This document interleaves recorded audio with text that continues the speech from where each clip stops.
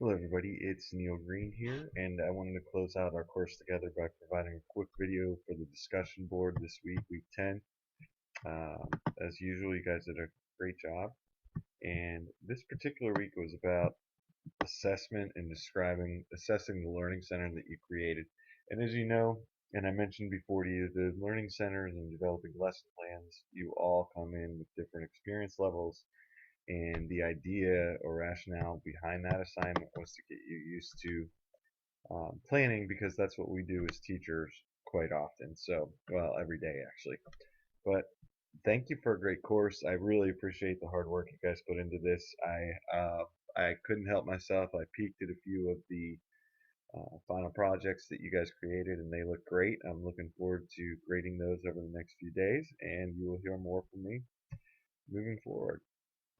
But I wanted to focus the discussion of this week, week 10 discussion board of assessment on developmentally appropriate practice, or DAP for short.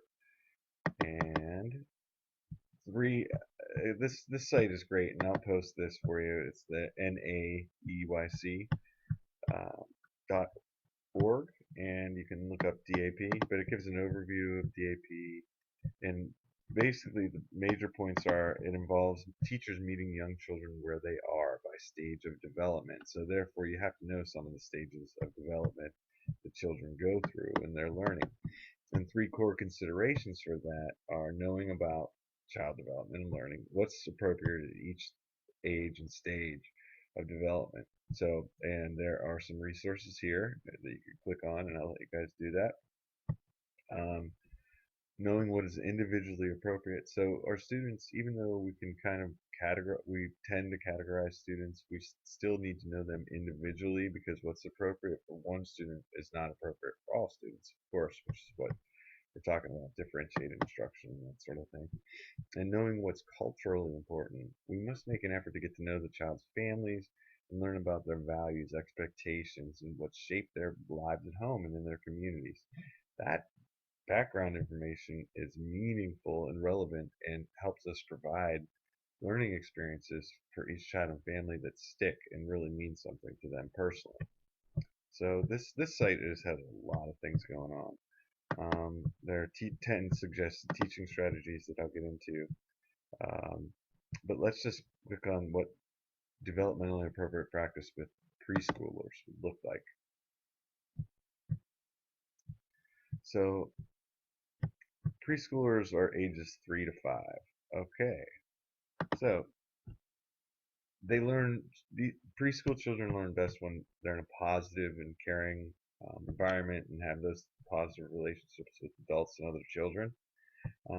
And planning has to be intentional and provide a lot of assistance in a safe environment, so they can explore things, feel free to make mistakes if they make mistakes, and not be worried about ridicule. And as you can see, this just provides so much information.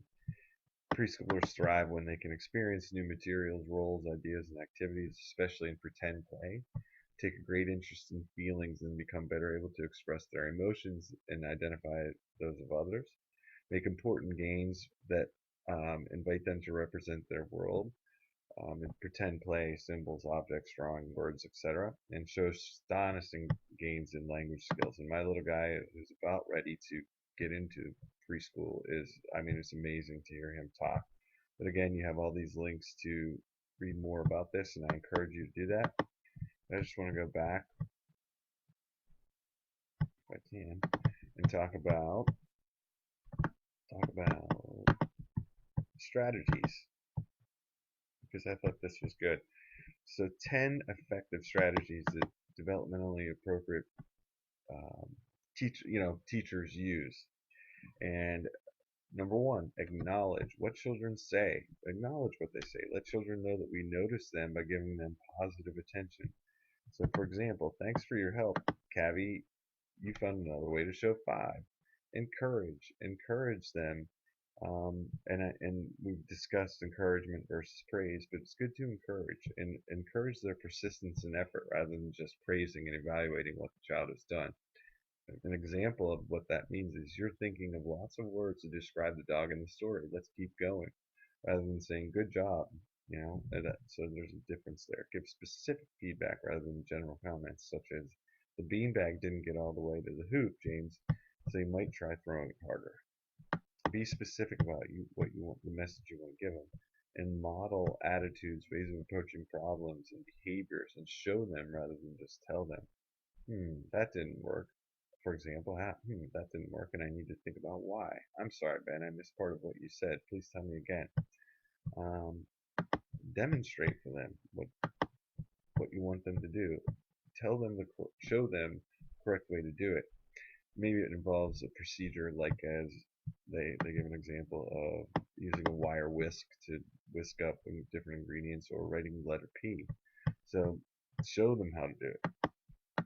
And create or add challenge. This is an interesting one. I'm going to read it. So you want to do that so the task goes a bit beyond what the children already know and can do. For example, you lay out a collection of chips, count them together, and then ask the small group of children to tell you how many are left after they see you removing some of the chips. Children count the remaining chips to help come up with the answer. To add a challenge, you could hide the chips after remove some, and the children will have to use a strategy other than counting the remaining chips to come up with the answer. To reduce challenge, which is necessary sometimes depending on where they are developmentally, you could simplify the task by guiding the children to touch each chip once as they count the remaining chips. Okay, so think about that one a little bit more. Ask questions. Asking questions is a time-tested, awesome teaching strategy that works if you ask thoughtful questions and ask questions that provoke children's thinking. If you could talk to your partner, how else could you let him know what to do? That's an example. Give assistance. One of the biggest things that you can do and have control over as you're learning to teach and you're getting involved and becoming a professional teacher is the ability to get involved. Nothing is better than when I see new teachers or teachers just getting started getting involved with the children on their level, talking to them, and just being there to help them. Okay, provide information. Give children facts, verbal labels, and other information. This one looks like a big mouse with a short tail, and it's called a mole. A mole. That doesn't make sense. A mole. Okay, but give them facts and verbal labels. Give directions for children's action or behavior. Touch each block only once as you count them. You want to move that icon here. Okay, click on it and hold down and then drag it wherever you want. So you want to be specific about giving your directions and give them explicitly and recognize you may have to give them more than once or may have to, it's a good idea to write them down. All these different types of strategies, whatever you need to do to get your kids kids moving. So again, you guys are great. I really appreciate having you as my students, and I look forward to working with you in the future.